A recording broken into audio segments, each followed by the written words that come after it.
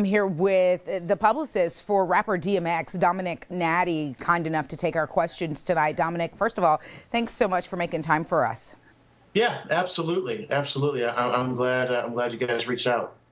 I know that this has gotten a lot of publicity. It seems to be a media firestorm that has actually driven DMX underground. He's turned off his phone, and sort of all of these questions and requests and wanting to know what the deal is with this supposed celebrity fight is now going through you. Well, yeah, I mean, as a publicist, every celebrity needs one in case things like this happen where, misinformation or premature information gets out to the media, that, I can get the facts to the general public, and that's exactly what I want to do. Well, let's get right to it. Is this celebrity boxing match between George Zimmerman and your client DMX, is it going to happen? It could. It is not officially, there is no official paperwork. DMX has not officially agreed to it. He has been challenged by George Zimmerman, and he responded, DMX responded with, some colorful description of what he would do to him. But as far as an official, they're setting press dates, and the official date of the fight is March 15th, and these press conferences, and that's premature at this point. Nothing is official. DMX has not signed any paperwork, but he is still making a decision.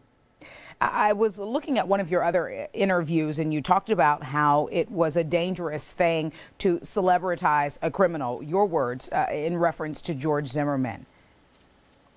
Yeah, I do. That's my personal opinion. Like I said, I know that, X is obviously thinking from a point of view where if somebody is going to fight him, that, he would be willing to do that and not back down.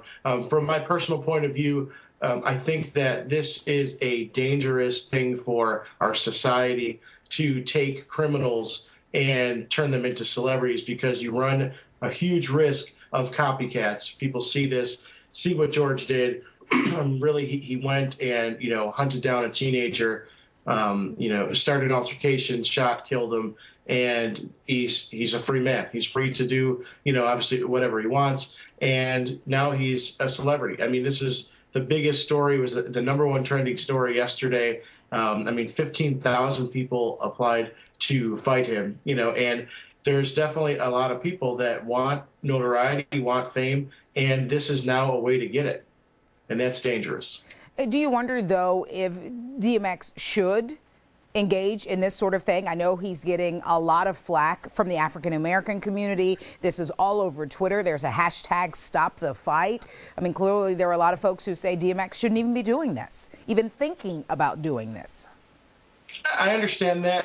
I think that his intention is to, defend the, he was challenged to defend the challenge and to defend the Black community. I know that in no way would he try to, try to offend them.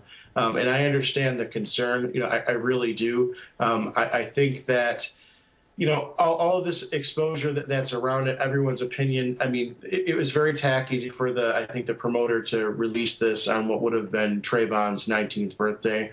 That's something that we didn't have control over what happened yesterday. I mean, this simply was a thing where a reporter reached out to DMX, said that George was, interested in fighting him. He responded, the way that DMX does. Like I said, he's not going to give you some fake answer. He's going to tell you how he feels, and that's what he did.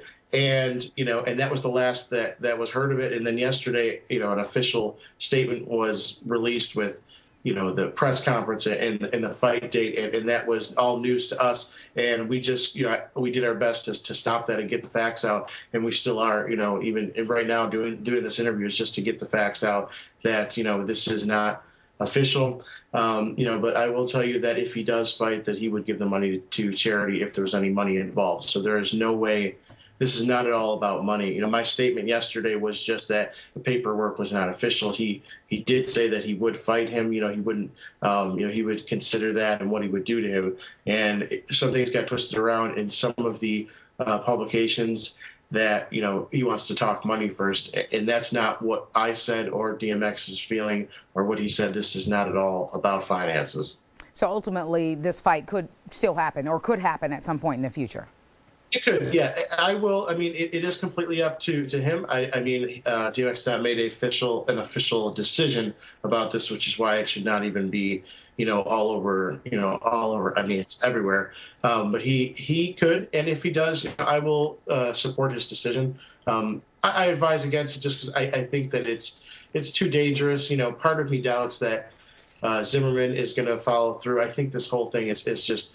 It's silly. I mean, I can't see him coming out. No one even knows where he lives. He's in hiding, and then he's going to show up at a pay-per-view event. It doesn't make sense to me.